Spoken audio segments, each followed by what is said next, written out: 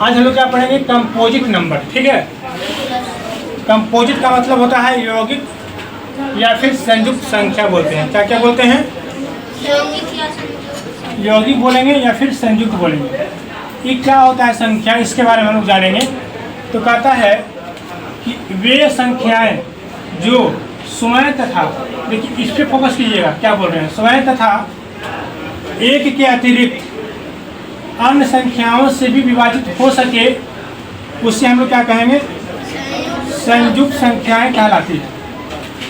इसके पिछले वाला हम लोग क्लास में पढ़े थे अभाज्य संख्या के बारे में, पढ़े थे ना। तो अभाज्य संख्या क्या बोलता था, एक और स्वयं के अलावा किसी अन्य संख्या से ना कटे, उससे हम लोग क्या कहते थे, अभाज्य संख्या। लेकिन इसमें क्या कर रहा है, कंपोजिट नंबर में कहता है वे संख्याएं जो स्वयं और एक के अलावा किसी अन्य संख्या से भी कटे, है ना, उसे हम लोग क्या कहेंगे, कंपोजिट कहेंगे या फिर संयुक्त कहेंगे या फिर यौगिक संख्याएं कहेंगे। बात समझ में आया? जैसे फॉर एग्जांपल समझ में आता है आपको, जैसे 4 ले लीजिए, तो 4 को अगर हम काटना शुरू करेंगे तो 4 1 से कटेगा नहीं कटेगा, बताइए। 4 आपका 2 से कटेगा नहीं कटेगा, 4 खुद से कटेगा कि नहीं कटेगा। तो इसमें जो हो गया 1 हो गया और स्वयं 4 हो गया, ये दोनों के अलावा किसी अन्य संख्या से भी कटेगा, ये हो गया आपका अन्य संख्या, हो गया ना।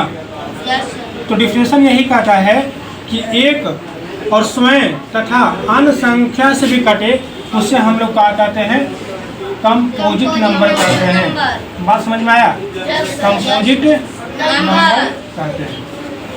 जैसे देखिए आपको बोलेगा कंपोजिट नंबर कहाँ से स्टार्ट होती है, तो बोलना 4 से। कहाँ से स्टार्ट होती है? 4 से। 4 के बाद आपका 6 हो गया। अब देखिए 5 किस लिए नहीं हुआ, 5 जो है 5 1 से कटेगा और 5 खुद 5 से कटेगा, लेकिन 5 किसी अन्य संख्या से नहीं कट रहा है, तो आपका 5 कंपोजिट नंबर नहीं होगा। कंपोजिट नंबर होने के लिए 2 मोर देन फैक्टर होना चाहिए। क्या बोले अभी हम, 2 more than factor. Composite number होने के लिए कितना चाहिए, 2 से ज़्यादा फैक्टर चाहिए, 2 से ज़्यादा फैक्टर होना चाहिए, मतलब 2 मोर देन फैक्टर। क्या बोले, 2 मोर देन फैक्टर। बात समझ में आया? 4 के बाद आपका 6 हो गया, 6 के बाद 8, 8 के बाद 9, 9 के बाद 10, 10 के बाद 12, 12 के बाद अगली कंपोजिट नंबर क्या हो जाएगा, 14। बहुत अच्छा, 14 हो जाएगा। 14 के बाद अगली कंपोजिट नंबर क्या हो जाएगा, 15 हो जाएगा। 16 तो होगा लेकिन 15 भी होगा। 15 देखिए कौन कौन नंबर से कटेगा, 15 1 से कटेगा, 15 आपका 3 से कटेगा, 15 आपको 5 से कटेगा और 15 खुद 15 से कटेगा, कटेगा ना। तो बताइए इसका जो फैक्टर आया 15 का, तो कितना आ गया, 1 2 3 4। हम क्या बोले थे, जिसका फैक्टर 2 मोर देन ज़्यादा होगा, 2 से ज़्यादा फैक्टर आएगा, 3 हो गया 4 आ गया हो, कोई दिक्कत नहीं, लेकिन 2 से ज़्यादा फैक्टर होना चाहिए। कंपोजिट नंबर के लिए कितना फैक्टर होना चाहिए, 2 से। ये आपका 2 से ज़्यादा हो रहा है कि नहीं फैक्टर, बताइए। ये आपका 15 भी हो जाएगा। ऐसे डॉट एंड कहाँ तक जाएंगे, इन्फिनिटी तक जाएंगे, कोई दिक्कत। डस्टर कहाँ रखा,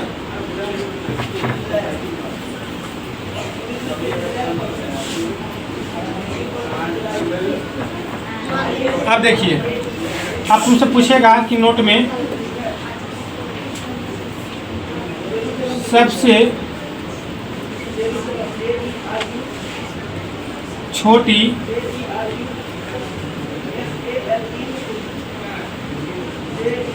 संयुक्त संख्या क्या होगी,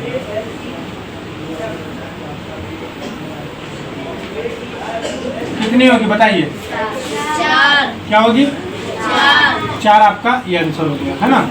तुमसे बोला जाए कि सबसे छोटी संयुक्त संख्या कितनी होगी, तो क्या बोलिएगा, 4। बात समझ में आया? किसी को दिक्कत है यहाँ तक, किसी को परेशानी नहीं, कुछ नहीं है। जिसका फैक्टर 2 से ज़्यादा उसे कंपोजिट कहेंगे। जिसका फैक्टर ओनली फॉर 2 होती है, उसको हम लोग क्या बोलेंगे?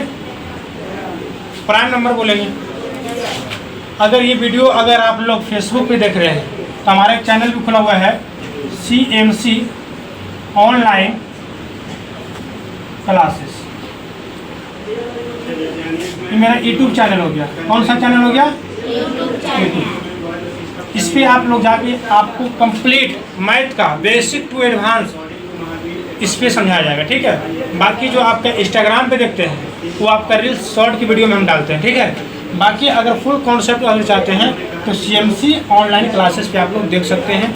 अगर हम बताने में अगर थोड़ा सा भी अगर समझाए होंगे आपको तो आप मेरे वीडियो को क्या कीजिएगा? सब्सक्राइब कीजिएगा,